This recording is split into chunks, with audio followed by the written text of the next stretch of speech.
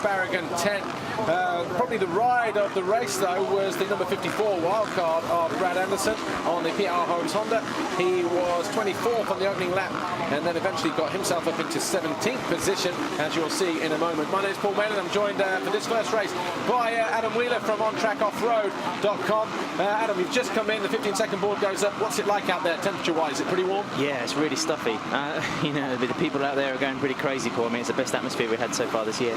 It looked pretty good out there on the banking, because Ken Roxon lit the place up with his result in the first MX2 race just a moment ago. Can Max Nagel do exactly the same again? The 5-second board goes, the gate drops. Tony Cairoli didn't look like he got a good jump there. Instead, the Russian Evgeny Bobashev, Kenda Dika right at the back, going through the first turn. Nagel in second position, but Cairoli recovers well to snatch that position back going in through turn 3. So all of a sudden then we've got, well, a German up there inside the top 3. He's going to go after a win here. We've got Philipparts up the inside in 4th position. Frossard just behind him in around about 6th or 7th place. But it's Evgeny Bobashev picking up the €250 for that whole shot award from Love My Time, as he heads up through the wave section for the first time here on this Talkessel circuit, which is very rutty, very choppy, and if you lose an ounce of concentration, then you're going to be off. Just looking in the opposite direction, we've got a lot of water gone down in that straight into that right-hander, so might be a little bit tricky for the riders through there on the opening lap. There's the two Monster Energy Yamahas, Stephen Frossard and David Philipparts, not caring that they're on the same team and going at it bar to bar on this opening lap. And it's a great start there from Clement de Sauw as well, Paul. He's up there in the top 6. I mean, he's just fighting with Christophe Pourcel, who's getting a little bit of a glimpse as to what the MX1 first lap is about here. Absolutely. There's Sean Simpson, 24 on the LS Honda. Another good start for him, just ahead of the number 11, Steve Ramon on the factory Suzuki, the Rockstar Energy Suzuki. But goes up the inside, and there's carnage in the bottom corner there. Gonsalves and Pourcel there, I think. Yeah, and Pourcel losing out the position to Ramon, but he goes back round the outside. There's Pourcel, 377 on that pro circuit CLS Monster Energy Kawasaki. And it'll be interesting here, because I don't know if it was me, Adam, but yesterday in the heat race, 25 minutes or, yeah, 25 minutes plus, no, 20 minutes plus 2 laps, isn't it, the qualifying race? Christophe Pourcel looked like he faded towards the end of the moto. Yeah. Was he tired or saving himself, do you think? I think it looked like he was very much riding within himself. I mean, he kind of does that anyway, Christophe, doesn't he? So, you know, I think it was very much a sort of suck it and see for him, really, yesterday. Well, in terms of the championship, Tony Cairoli has a 10-point advantage over Clement de Sauw, and Cairoli is in second position. Interestingly, he's wearing a new helmet design this weekend in honour and respect of his team manager, Pit Byra. That's what came out at the press conference yesterday. He's wearing like a replica helmet, Pit Byra design on that aero lid. And he said he's going to donate it to him at the end of the race, whether he wins, loses or draws. So a nice gesture there from Tony Cairoli this weekend. But up front, it's Evgeny Bobashev, who's looked like he's checked out here at the moment. Yeah, he's had a picture. I mean, I was talking to a journalist outside before this race started and said it would be a similar case if Cairoli got first place and disappeared like Roxon, but 2:02.8, the opening lap for Evgeny Bobashev, and he's already pulled out a 4-second advantage over Tony Cairoli, who went round in 2:05.9. But we know it's early days at the moment. As you said, it's hot and sticky out there, muggy, not a lot of air out on this circuit, and the riders are going to want to have to pace themselves. And maybe Evgeny Bobashev, he feels that with such a good start, he's going to try and pull the pin and go and see where it gets him. Yeah, I mean, like you're saying, Paul, there's not much air. It's kind of like thunderstorm weather. You know, we're forecast rain for later in the afternoon, but I think we're going to get away with it, and it's going to stay off until later. But it's not too easy, that's for sure. And it's starting to get a bit dusty, and as you say, all the ruts from yesterday coming through. It's probably the most sort of technical we've seen Tuchenthal for a few years. Kenda Dika was definitely off the back, wasn't he, going through the first turn? Yeah, I think he just held off and cut inside there. But you know, now the first turn's changed. That little section's a little bit tighter, a little bit narrower, slower as well. You know, I couldn't have thought that's too much advantage, like, you know, cutting back and holding on the inside. No, but we saw him definitely sort of off the back of the grid, and then here he is. Let's give you a quick rundown. Bobashev has a 4-second advantage over Tony Cairoli. Max Nagel is 3rd on the number 2. Then we've got Frossard, Philipparts 4th and 5th. De Sauw is 6th. The 999 of Rui Gonçalves is 7th. And Kenda Dika is in 10th position, just going around Steve Ramon, is he? No, Ramon comes back down the inside of him, but look at that. Kenda Dika, who was twice a winner here last year in this MX1 category on his birthday weekend. He goes, was he passing? It's very tight. It's very tight. And the tram line, the ruts over there on that far side of the circuit, very, well, pretty much what we've had all weekend. Yeah, there's different lines, isn't there? But I'm not too sure whether they really carry an advantage. I mean, they're putting the riders side by side rather than giving them any kind of momentum or kind of oomph to pass another rider. So Dika then, alongside his teammate now, Sean Simpson, having disposed of number 11 of Barragan. Yeah, Barragan goes through as well. I mean, it's like Paul, you were talking about the Love My Time, wole shot award. I mean, Bobrishev's got a bit of cash in his pocket, but he's also got like a 3-second. I mean, it was a 3-second faster first lap there. I mean, that's kind of priceless, really. Yeah, he's had a nightmare weekend on the Monster Energy Yamaha. Didn't look comfortable yesterday. Looked a little bit rigid today. So I don't know what's going to happen with him in terms of whether he's got a 1-year or 2-year contract. But he needs to start getting some results fast if he's going to impress Giacomo Garibaldi. That's for sure. But 4.5 seconds now that gap. Bobryshev to Cairoli, Nagel third, Crossard fourth, Philip Arts fifth, DeSalle, Gonçalves, De Dijk, Simpson and Ramon, who's found his way back past Jonathan Barragan. So Barragan now in 11th ahead of Christophe Pourcel. So he's lost some positions on the opening lap.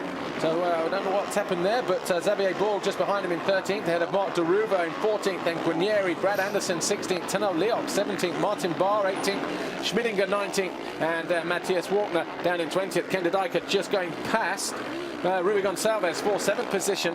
So the privateer Honda very much upping the ante in the second half of the season, Adam Wheeler. Yeah, Rui was struggling last week in Sweden. He said he just felt he lacked energy. That was a complaint of a few of the riders. I mean, it was kind of like we had arrived to the halfway point of the season.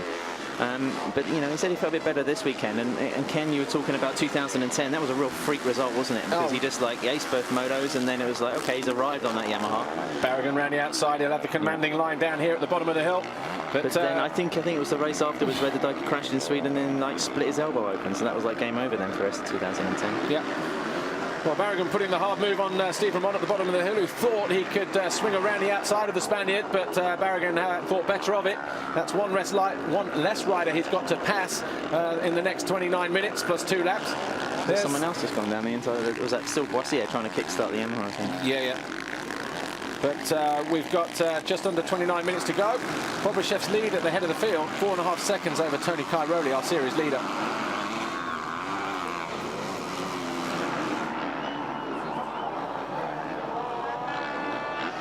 Tony Cairoli looks to have got his head down. Has he clawed back some of that advantage to Evgeny Bobryshev? Is it down in the 3-second mark, or has it gone out again? 5.6 seconds. So Bobryshev, the opening laps of this race, of which we've had 3 completed so far, is throwing down the gauntlet to the 2 factory Red Bull Teca KTM riders of Max Nagel and Tony Cairoli, 3rd and 2nd respectively. There's our race leader, the number 777 on the factory Honda World motocross machine of Evgeny Bobryshev. And wow, he's just second half of the season is really starting to pick up for him. I think he's just believing in himself a little bit more. I think there's 2 things going on here, Paul. Like in Sweden last week, he took his best ever result, which was 2nd overall, and Lorenzo Resta, the team manager, said he feels he's made a step up now. He's gone from being a rider that was on the fringes of the podium to actually, making a viable threat for the podium. And the second thing is as well, he's just maturing very much as a rider. He's a fantastic guy anyway, Evgeny, but if he can keep his belief for the rest of this race, there's a hell of a long way to go.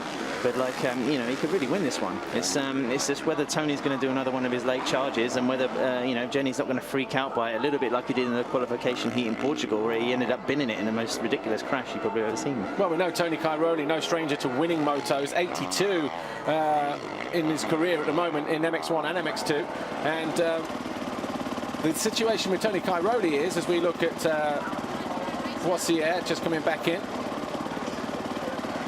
Not really sure how that was going to play out for the rest of the season, but Tony Cairoli, will he go after, does he have to go after Bobryshev? Because Commander Sal, we know, riding with shoulder problems at the moment, he's down in 6th position. That's a good haul of points in Cairoli's favour at the moment. He could stay there and still extend his lead. So it depends whether he wants to go after a win in this first race, or maybe even save something for the second moto and go after an overall victory. Yeah, you just wonder if Tony's going to be keeping an eye on those lap times, really, and see if he can just visually get a little bit of a gain on the Russian. And that's what I was saying a moment ago, if Jenny can keep Jonathan Barragan. Wow, aggressive move. I was about to say during your while you were just speaking then, Adam Wheeler, that Barragan looks like he's in the mood today, doesn't he? He's found a way past Ramon in an aggressive manner. He's just carved up Sean Simpson on the LS Honda at the bottom of the hill, and he's going after Ken De Dijk, Rui Gonçalves now, sorry. So Jonathan Barragan, who is, well, he's had a disappointing season, really, hasn't he? Down in 10th in the championship. I was going to say he needs to up it, because, on that kind of bike and that kind of support, 10th position is not really enough for, a former GP winner and a guy who was pushing for the championship at one stage, I think, in 09 or 08. Yeah, so. And he also 3rd overall at the opening Grand Prix, but did somebody tell me it was contract time around about now? Yeah, that's right. Well, I spoke with him yesterday, and he said that he's got, an option of riding a factory bike, but within a different Kawasaki setup, so I think he's considering that option. I mean, I know Kawasaki very keen to keep him for the Spanish market, and like he's the highest profile Spanish motocrosser there. Of course, Spain, like, you know, just winning everything in every other category, rally and trial, enduro, whatever it be. So, you know, motocross got some catching up to do. Yeah, Ken Dodika, our onboard camera all over the back of Clement de Sal on the Rockstar Energy Suzuki, who just riding a little bit comfortable, talking to his mechanic Mark Verpaalden this weekend, said he's been working really hard on trying to strengthen the shoulder area, but maybe doing a little bit too much. But de Sal's fear is that the shoulder just pops out again, and he doesn't want that, so he's just trying to build up that strength. Not ridden, of course, but just, you know, going through the exercises. And I don't know really how that's also affecting Dodika in terms of, de Sal, in terms of how he goes racing now, because you ride with a slight niggling injury, you get used to it. Backhand there, cross-side, yeah. But with a shoulder problem like that, you know, is it something a little bit more longer lasting mentally, psychologically? I mean, I think it's a mental thing just as much. I mean, he's out there racing. I mean, that's a feat in itself. But to really like push through and get the results, I mean, this is going to be a nice little battle here. Kind of already looking over his shoulder, but you know, this is the roughest we've seen Tuchenthal for a number of years, Paul. I just wonder, because like next week we go to Kagooms, which is very loamy, very soft. I mean, it's just like a permanent ripple across that track. So I do wonder if it would be slightly easier for Clement to get through like this weekend, and also Sweden wasn't that tough technically. Next week could be a real hard, like, punishing weekend for him. It could be, but yesterday was certainly more difficult than today. The rut's deeper, longer, heavier, a lot more stickier, and he had one incident yesterday, I think, Clement de Sal, where he over-jumped around by towards the step down over by turn 9. Obviously that threw him forward, then he went off track as well a little bit on another excursion. He split his finger open again as well. I think it looks pretty gruesome, actually. So he's definitely in the wars, and like Mark Verpaalden says, you know, when it goes for you, it goes for you, but when it's going against you, it goes against you. But he was very lucky, Clement de Sal, over the finish line tabletop yesterday in the first free practice session. A rider had fell, and the bike was laying in the track just after the downside. The one yellow flag was actually being waved for the downside, but it was just a static yellow flag, and the marshal on the takeoff wasn't paying attention, and like 3-4 guys came over, and one of them, de Sal, almost landed plumb in the middle of the bike, had to swerve as he landed, and that would have been another moment that you just think, yeah, it's one of them years now. The second half of the season, it's turned in Cairoli's favour, and de Sal, sorry, is you know, sort of picking up the pieces, if it were, and trying to stay out of trouble. But anyway, he's down there in 6th at the moment. He's had a good night's sleep, that's for sure, because he pulled out of the paddock last night to get some kip in a local town. I think he's subscribed to the Joel Smets philosophy of getting away from the rowdy beer tent and campsite here in Germany. Yeah. I think it was a couple of years ago, Joel Smets said in a press conference he was going to bring a big jerry can full of diesel and set light to the thing. but I mean, Stephen Frostad here, he's got our attention for the moment, isn't he? If he can get around Nagel, it's not be the most popular move here. No, it's not, but Max Nagel, he'll desperately want a result here, won't he? Because he came back here after the French Grand Prix last year with that broken collarbone, didn't he? And he ended up sort of wanting to ride, and he rode, top 10 positions, but he was in a lot of pain. But he's 100%, as we know it at the moment. Has had some back problems prior to here, Brazil, of course, but seems okay now, and I think he'll be happy with third place. I'm here with Massimo in the Monster Energy Yamaha. Stephen Frostad's having a strong race, but do you think he can podium? Now it's 4. I see in some position is more far than other riders, so I have possibility to finish top 3. Sure, it's not easy to pass other rider because only one line is good, so you have to take the risk to pass, but sure, I think he's going to try it. Thank you, Massimo. Going to try or going to cry?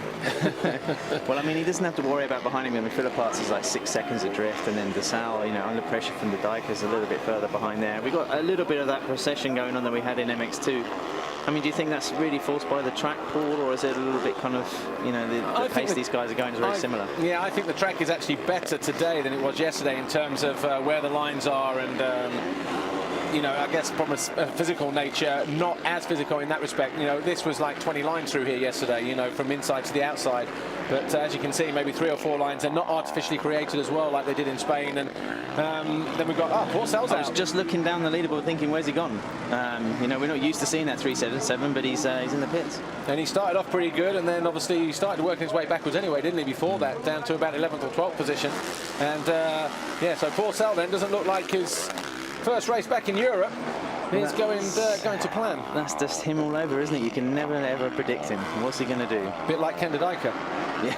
number 9 on the LS Honda, who looked like he was getting his wheels into the rear end of that Suzuki of Clément Dessau there, number 25, but Dessau seems to have been weathered that storm at the moment and just got his head down and managed to pull out, what, 1 or 2 seconds, something like that. Leclerc, the Aprilia, bit of an overheating problem over there, I think. I think it's quite terminal, that really, isn't it? Yeah, turn 9, I think, over the step up into that corner. So, wondering whether he's had a crash as well, you know what I mean? Yeah. Did you ever test one of those Aprilias, Paul? They're pretty heavy, aren't they? They were heavy, but they handled pretty good. The actual motor wasn't that bad, and it was before Josh actually signed for them. So, you know, it wasn't a bad bike. Rode the production one. But, you know, I don't know why it hasn't really sort of taken off. He's made a mistake. He's back behind Frossard now, so he missed that somewhere. So while we were looking at Leonce then. Yeah, Nagel's moved up to second, Frossard third, now Cairoli. So this is a bit of a situation then that Tony Cairoli wasn't expecting to find himself in, with Bobryshev now 9.5 seconds clear with 20 minutes to go plus 2 laps. So we're about the midway point of this first MX1 race. And I wonder how that's going to affect Max Nagel then in second position. He's got Frossard breathing down his neck, as he has been pretty much for the whole race. And, well, suddenly he thinks maybe he can go after a victory here. He's got to pull out all the stops, though, if he's going to try and do anything about Bobryshev. I think it must be 3.5 years since a factory Honda won a moto. I mean, I think Leok grabbed one last year on the satellite bike, but yeah, it's going to be. Well, I think they're going to go crazy with the Italians. Yeah, well, it was. He also won in Catalonia, didn't he? Tano Leok last year. He won the overall Grand Prix for LS Honda. So, you know, that was good for him. But didn't he also have a good ride at Czech Republic last year? Tano Leok. He might have won the moto there, but he didn't win the GP yet. No. But anyway, we're back with our, well, leaders. Bobryshev 9.5 seconds clear. Max Nagel now second. Frossard third. We're looking at Tony Cairoli. He's down in fourth after a mistake somewhere out on the circuit.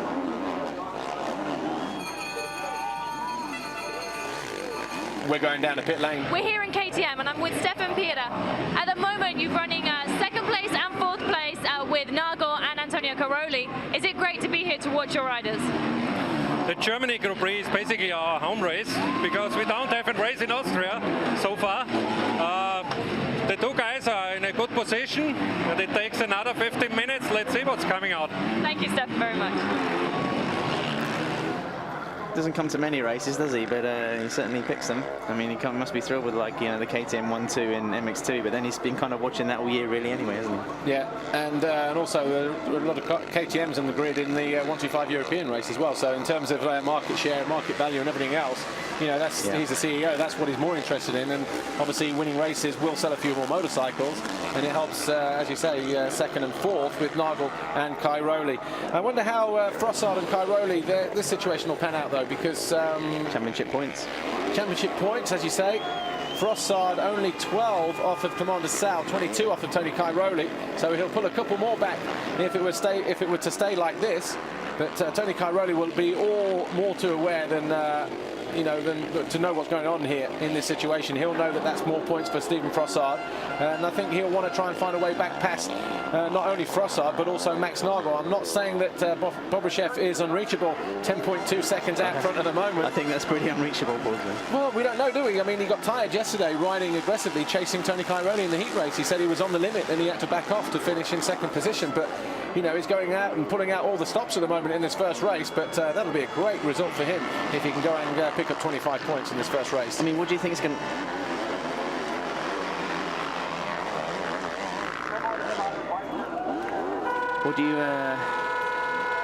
What do you think is going to happen here, Paul? Because, like, you've got three riders close together. We know the track's not so easy for passing, but then considering what we've seen in MX1 so far this year, it's a case of, like, these guys could change positions every other lap.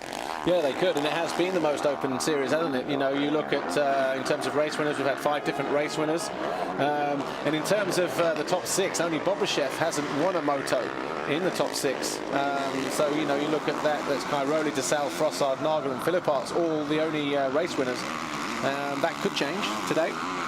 But 4 overall Grand Prix winners. Tony Cairoli's won 2, Dessau's won 3, Frossard's won 2, Philippart's has won 1.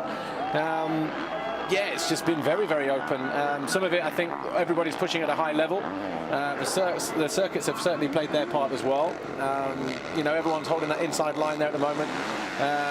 You know, Cairoli just took a slightly different route there, but generally, you know, I think the tracks are very, very physically demanding at the moment. You know, they really are brutal, and they take it out of the riders. 12.5 seconds now, Bobby Sheff ahead. I mean, that's got to be a winnable distance. He just has to settle into that rhythm that he's already got, and he'll take him home. His last lap was 2:03. He's just set the fastest lap of the race, the 2:01.956. So maybe not so sure. Settle into the rhythm. So basically, Max Nagel's fastest lap 2:03.3, Frossard 2:03.5, Cairoli 2:03.7, Philippart's 2:04. De Dijker, the next fastest there, 2:03.8, down in 7th position, and still down behind Clément de Sal, who's found his way up to the rear end of the Monster Energy Yamaha of David Philippart's, battling for 5th position. So Clément de Sal, second half of this race, decided as well that he feels another couple points, or another point is on the cards here in terms of damage limitation. He said yesterday that he was really happy with the setup at Suzuki, but he found the track pretty difficult. He wasn't too optimistic Saturday evening, but you know, I mean, if there is a rider who's smooth and just finds his way around the track all the time, then it's him. I mean, he's one of those riders that doesn't look especially quick, but he's just going so fast. Yeah, and he's a strong kid as well, isn't he? And sometimes I think his temperament gets the better of him in terms of making rash decisions. He's still making those decisions that cost him a little bit here and there in La Bagneta, but you know, when he's on form, he's you know, he's one of the fastest guys, if not the fastest guy we've had so far in MX1 this year. And you know, he was a championship leader for a reason. And he's, like we say, we'll talk about his mental strength and his physical strength to be going after David Philippart's for 5th position in the second half of this race. That just shows exactly the character that he's made of. But David Philippart's, have you spent much time with the Yamaha guys this weekend? Philippart's and Frossard, everything okay there with them? Or, because I would have thought Philippart's would have been battling for first 3 in this first race, with the conditions being as tough as they are. Yeah, I was checking out a few stats earlier on, and he's not finished out of the top 5 since he's made his MX1 debut here in 07. And he won here in MX2 in 2006. We're going down the pit lane. I'm here in Suzuki with Eric Gavers. Now de Sal, considering his shoulder injury, he didn't have a great start, but he's running sick. Your team must be pleased. Yeah, he surprised us a little bit. The start was not so good. He came from 15th to 6th place in the first lap. And it's going good. It's going better now than it was yesterday. So we are happy. Regarding the circumstances, we are happy now. Thank you, Eric. I love the way Eric Gavers manages to roll back the years by wearing the cap the long way around there. It's like, you know, 40 going on 18. Nice, the turn back style. If he turned it to the side, that'd be even more worrying, wouldn't it? Yeah. So Clément de Sal, it was Philippart, sorry, won in 2007 in MX1, not 2006 in MX2. He was only the second rider to win an MX1 and MX2 GP, Ben Townley, of course, being the first. And that was Philippart's first year in 2007 in MX1, and he won the title the next year. Yeah. But Clément de Sal all over the back of him at the moment. Number 25 on that Rockstar Energy Suzuki, going after the Monster Energy Yamaha. The teammate to David Philippart's another couple positions further up in 3rd place. He's got Max Nagel 1 second ahead of him. Cairoli 1 second behind him in what's going to be a battle for the flag, I think. Here is 2nd, 3rd and 4th. Max Nagel number 2. Stephen Frossard 183, and then Tony Cairoli closer than he has been the last couple of laps. A bit of a mistake there, slowing up Stephen Frossard into that left-hander right in front of the work area. And Tony Cairoli, I think, with 12 minutes plus 2 to go, looking now to find a way past the Frenchman Stephen Frossard. That downhill section very, very choppy yesterday. There was a big hole right at the bottom that riders were doing their best to avoid. There's Suon Zanoni had a big crash through there in MX2. I don't know if you saw Adam Wheeler from on track off-road, but I'm surprised it's not catching out more people this track, to be honest, boy. It's like, you know, it's been, you haven't really seen many people on the floor. I mean, unfortunately, Jerry Van Holbig in MX2, but, you know, it's... Dylan Ferrandis as well overjumped he jumped short, mistake there from Cairoli, Dylan Ferrandis, who should have been a wild card here, lasted 2 laps in pre-qualifying yesterday. He broke, he's got a hairline fracture of the wrist, so he won't make next week's European MX2 round in Latvia, I think, with those guys again next week. So, yeah, sticking him in for a wild card entry and not working out for him.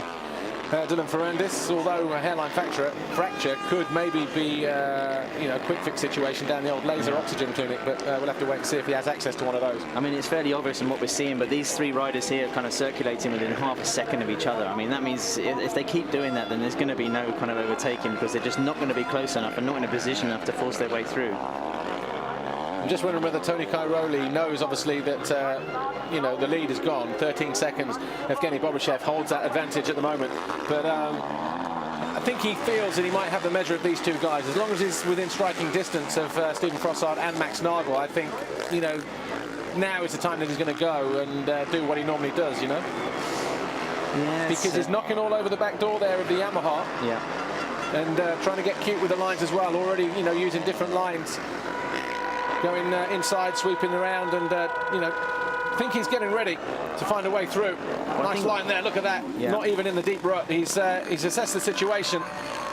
And now he's getting ready to go, I think, Cairoli. Well, more than that, I think he's seeing Nagel get a little bit further away and just thinking, right, I've got to get past the next position right now. We'll get the sign now that there's 10 minutes left in the race. Nicely over there, going down the inside. Is he going to pull the Barragan move? Oh, and Frossard almost off the bike, coming up and over the hill. Has that allowed Cairoli the time to go down the inside? He gets squeezed at the end of pit lane as they rejoin the start straight, and 10 minutes plus 2 to go. Suddenly, this battle for third position between the black Monster Energy Yamaha of Stephen Frossard, the 183, and the 222 Red Bull Tekka Factory KTM of Tony Cairoli.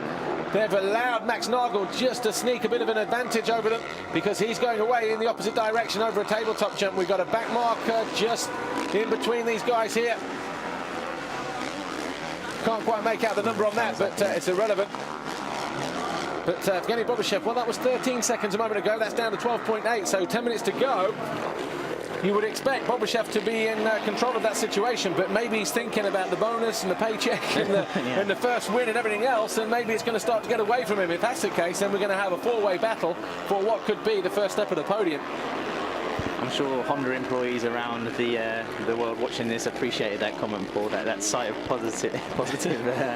No, but we saw him in Latvia last year, didn't we? He was on the verge of taking a win, and then suddenly 2 or 3 laps to go. Desal found a way through, and he had that a couple of times. I know you made the comment this year as Desal still trying to find a way past David Philipparts.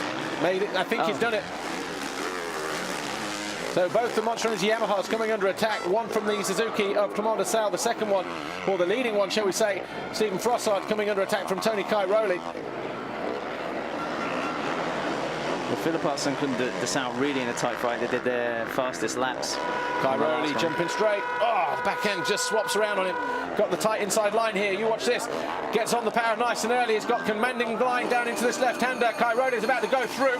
Both riders scrub their way in, but Frossard's not going to back out of a challenge. But he has nowhere else to go as Tony Cairoli slides his way into third position and goes after his teammate, Max Nagel.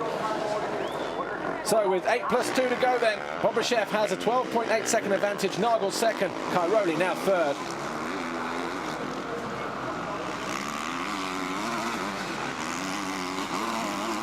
Dropping down the hill. David Philipparts has been overtaken by Clement Desal in that manoeuvre just around half a lap ago. Looked like Desal got hung up over the front of the bike then, just catching a braking bump. Kenda Dyker going after David Philipparts as well, so we could see. Sketchy down the hill. It's that's the line that Cairoli had, isn't it? I mean, you know, it's just been a little bit inventive there, and if you're not be behind him and see that, then you're not really going to learn that one. No one else is really picking it up. Well, it just looked like it was just brand new ground, didn't it? You know, that left-hander at the top end of the circuit, but he'd worked it a couple times before. Well, I'm quite amazed by this out, to be honest. Top 5.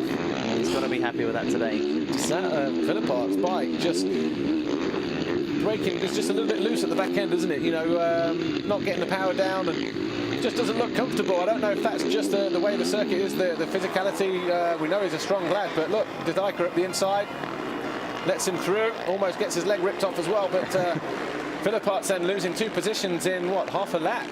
Going down to 7th position now as Kenda Dyker charges through on the red LS Honda. I just wonder if he might have a little problem there, David. I mean, I've never really heard him say he likes or dislikes this track, but I mean, his results speak for themselves. He's always gone pretty quickly here.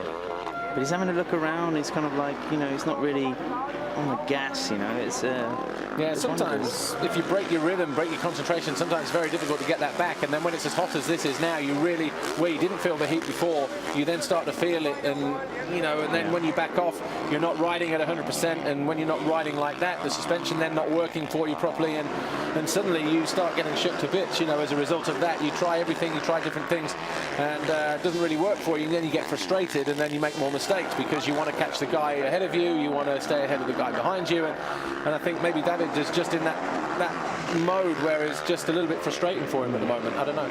We'll just have a look here. I mean, Frost will be looking at Cairoli's line, so see if he can launch something against the Sicilian in the last phase here.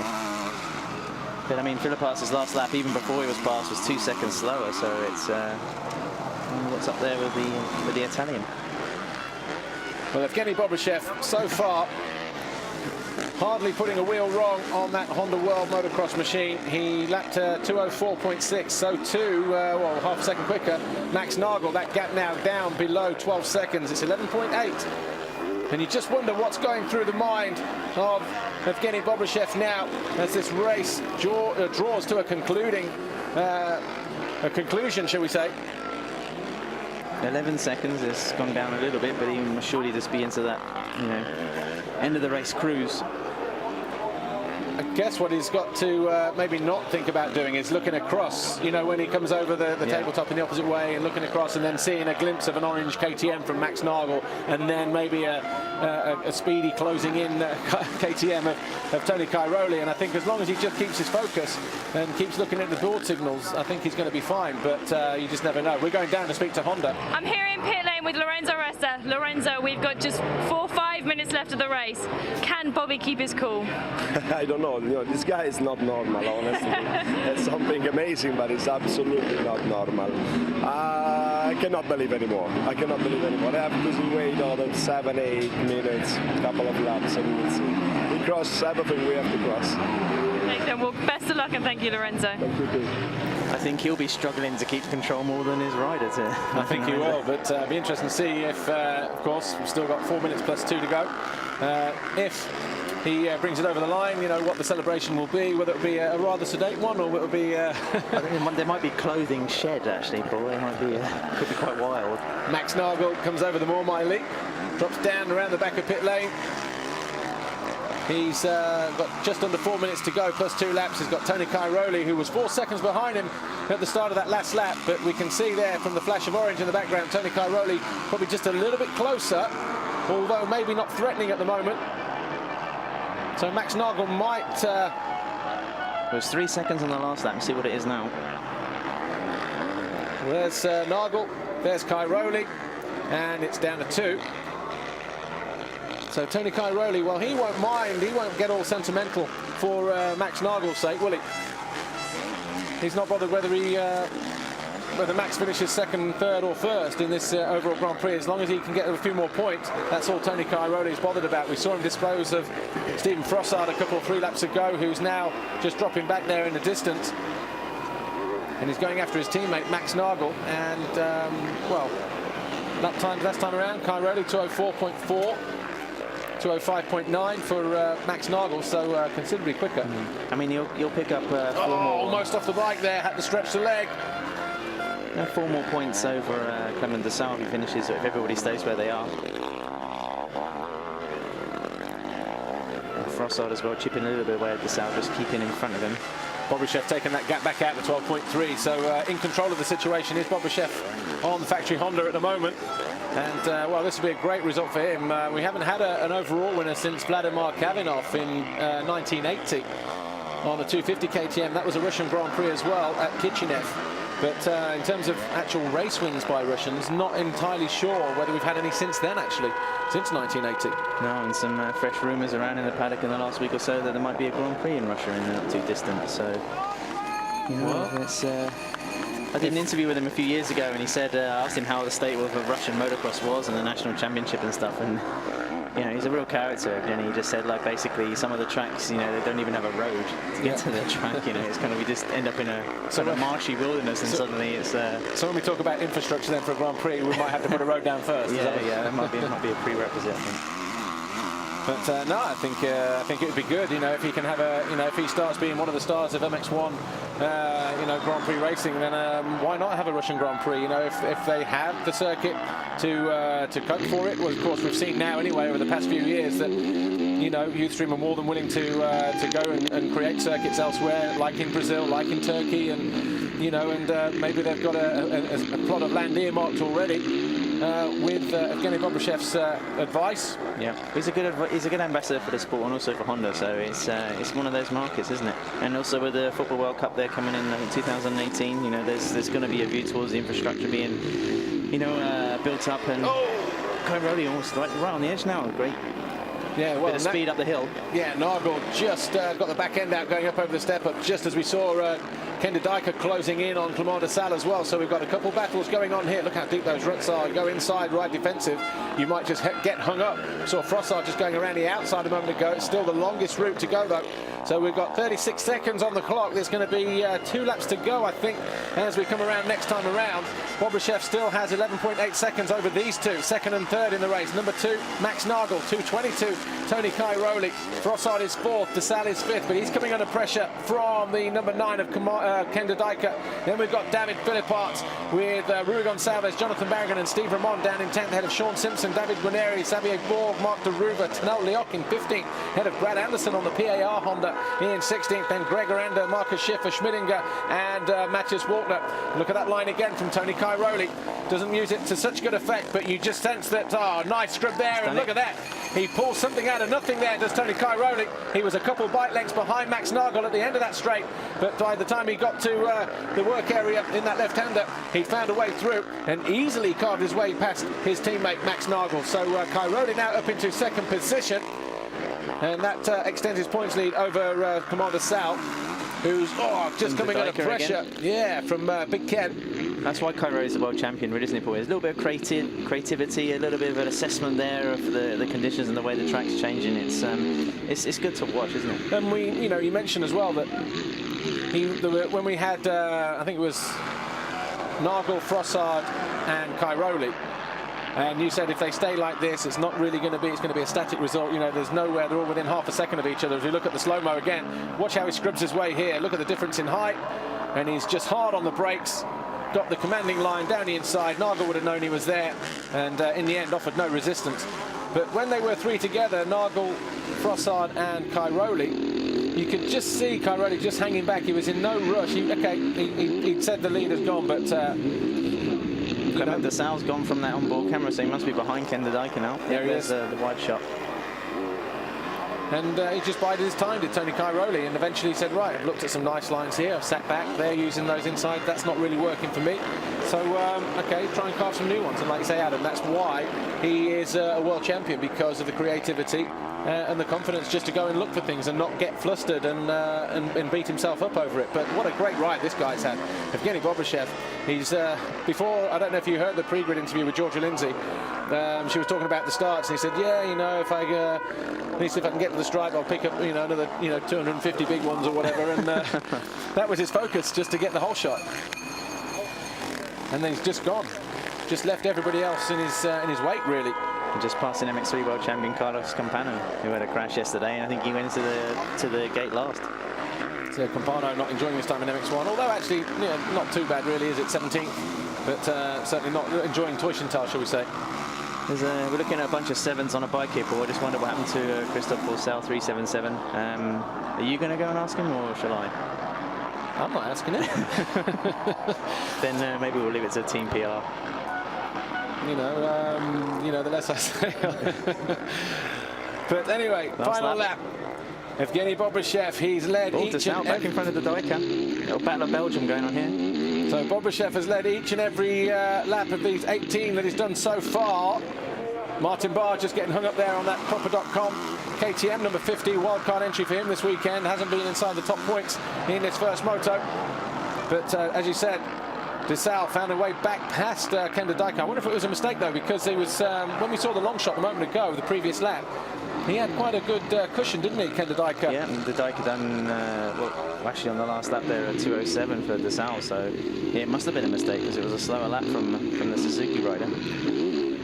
But through the waves here, quite like this part of the track now. It just opens it up, just gives it a little bit more rhythm, a bit more flow. That 90-degree right left to get back onto this particular straight was just a bit notchy, wasn't it? And a bit dodgy on the first lap with that little step up that they had to encounter. But It makes it a bit more scenic, doesn't it, Paul? It's like, you know, and you get, I mean, that camera angle as well is great because you can see the people on both sides of the track and realize how busy it is here. I mean, just a point there also, Philippa's gone down to 9th now, so he's been passed by Rui Gonçalves and also Jonathan Barragan. So, and how far has he got with Steve Ramon? 6 seconds. So you'd think that he'd keep that one, you know, close to his chest. But final lap, he's going to savour this, that's for sure. The gap was 10.6 seconds as he started his final lap with Evgeny Bobryshev on the Honda World Motocross machine. He's going to see pit lane ahead of him, but I don't think he'll be looking too far ahead at the moment. In terms of celebrations, he's just been absolutely sublime in this first moto. We haven't seen too much of him because he's been that far ahead. But to be that far ahead, he's always had 10 seconds, hasn't he? He's always had that, like, you know, that cushion. He was 3 seconds quicker on the first lap. That went out to 5, then 7, and before you know it, yeah, within 4 or 5 laps, he was 10 seconds clear, and he's done well just to keep it there, and he's not faltered. Well, he just takes a long look over his shoulder just to see exactly where everybody is, and Evgeny Bobryshev, where he's going to come down through the dip for the final time. The penultimate corner awaits. He gets out of there nice and easy, and Evgeny Bobryshev can't believe it. He takes the Monster Energy finish line jump. He takes his first ever race win in MX1. He celebrates and salutes, and he winds up the crowd here. And wow, a great moment for him and for Honda, for Lorenzo Resta, for Paolo Martin, his girlfriend there, giving him a nice hug. And there is Lorenzo Resta, the team manager. History has been made here. The first Russian to win an MX1 race in since 2004 when it was born. And yeah, Evgeny Bobryshev, a great ride and a great moment. And what a season. I mean, that's his first major victory, and I think it's, well, he's had 3 podiums so far, so 2011 been the scene of his first podium. Kevin Welch just comes in to congratulate him as well. And well, that's the only problem that he's had. He gets it fired up eventually, and he's going to go down to the podium area, and we'll be interested to hear what he has to say and how happy he is. But with the race over then, Lorenzo Resta, the happiest man in the paddock. Bobryshev wins it here in Teushenthal, the first time a Russian has won since, well, we don't know how long.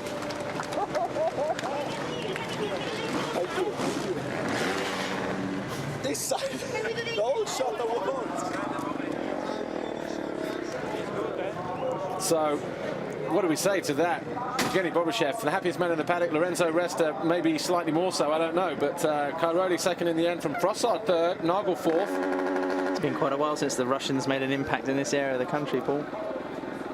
Frossard, the third step of the podium on the final lap. Yeah, absolutely. We completely missed that. We were concentrating on Bobryshev, and makes the top 3. Wow.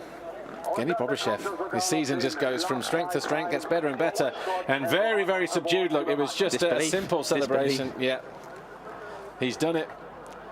Tony Cairoli came over the line as well.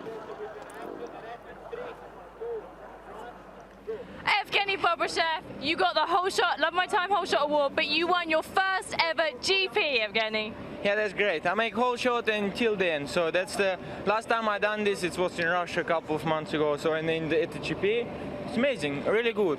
I have no words. I just keep all my exciting inside and just go in a camper and break window maybe because I'm so exciting. Well, you got the Love My Time whole shot award there, Evgeny.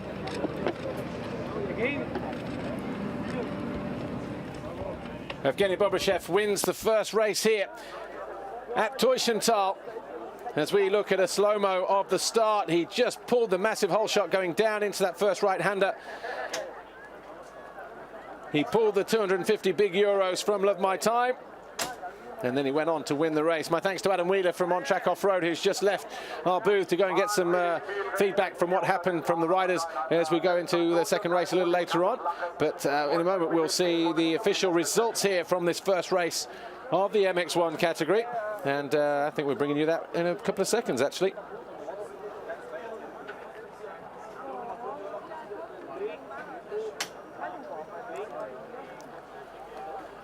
Evgeny Bobryshev, 777 on the factory Honda. Got off to the perfect start. And he went on to win the race on that Honda for Russia. Cairoli was second in the end. Frossard third, almost caught Cairoli ahead of Nagel. And then it was DeSala, good ride for him, hung on for fifth ahead of Dodika, Gonsalves and Barragan. Philipparts was ninth, dropped backwards throughout the race. Ramon was 10th ahead of Sean Simpson, David Guarneri, Xavier Borg, Mark de Ruva, Tinel Leoc, Brad Anderson picking up points in his first Grand Prix of the season. Then it was Gregory Aranda, Marcus Schiffer, Matthias Walkner and Gunther Schmidinger. No points for Carlos Campano, Kevin Woutz on the File Kawasaki.